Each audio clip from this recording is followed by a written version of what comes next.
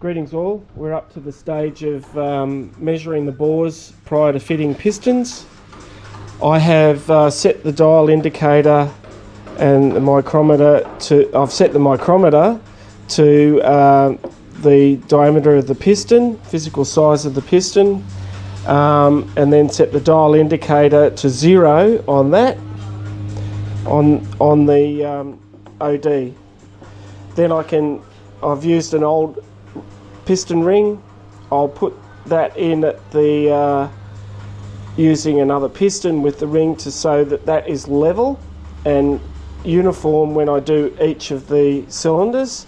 And I'm going to measure the diameter of the each cylinder without load. So when this is set to 0, the 0 point, that is the size of the piston. 10 is 4th thou. That's 0.1 of a millimetre, which is 4th thou. So I just want to see what the bores are without load. Then I'm going to fit this torque plate, which is, put the light on it so you can see how heavy it is. It's and it's been recorded by the guys at HM Engines that I was going to use ARP bolts and use ARP lube at 80 foot-pound. So what they've done is they've machined this block with the torque plate on it to 80 foot-pound, and I just, for my own interest, want to see how much distortion we get with it out load and then with load. And so I'm measuring at the same spot all the time. I'll use that piston ring set in each one of they as we go, so I'm measuring the same depth down from the top of the deck. Okay, Shear must be obeyed, is mowing lawns, for goodness sake. Sorry for the noise. Bye. Okay, I've taken all these measurements diagonally across the bores in line with the, as you can see here, I've still got the ring in here setting the height of the dial indicator. Then I'll put this is a TR7 gasket, head gasket, and then I can put the thrust plate on. This one here is a sprint gasket, and you can tell that by it has that slot. In a sprint, oil comes up through that gallery in a TR7.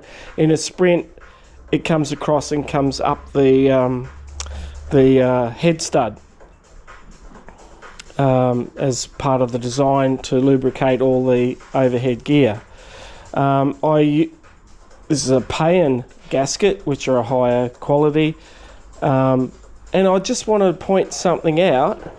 This here is where it's a normal TR7 head gasket, okay, where the steel brackets that hold the cam chain, the cam sprocket in place, that overhangs on a TR7 gasket. That overhangs. If you have the metal plate in place and wanted to do a head gasket change, when that part is against the plate, it will slide that gasket off that. So the reason I've got these pins is so I can slide the thrust block down, okay? But if I locate, you can see what I mean. If I wanted to clear that bracket, you have to push the gasket that way, and the gasket's no longer flat on the head. Okay? So what I'll do, I shouldn't have taken that head stud out. It's just something to be aware of. The sprint head gasket doesn't have that lip over it. And I'll superimpose the sprint gasket now. I'll just shut this down for a moment. Okay, I've dropped the sprint gasket over the top of the TR7 gasket. Can you see how much See how much the TR7 gasket sticks out proud compared to the Payen gasket, and everything else being equal. It's just something to be aware of. I was told this by Chris Swingler to be aware of it, and this shows it dramatically. Okay, I'll put the thrust plate on and I'll do those measurements again and we'll see what we've got. Stand by. Okay, I've done the measuring of the bores using the torque plate as well as by itself, and I set this tool to piston size and set the dial indicator to 0 at the dimension of the piston.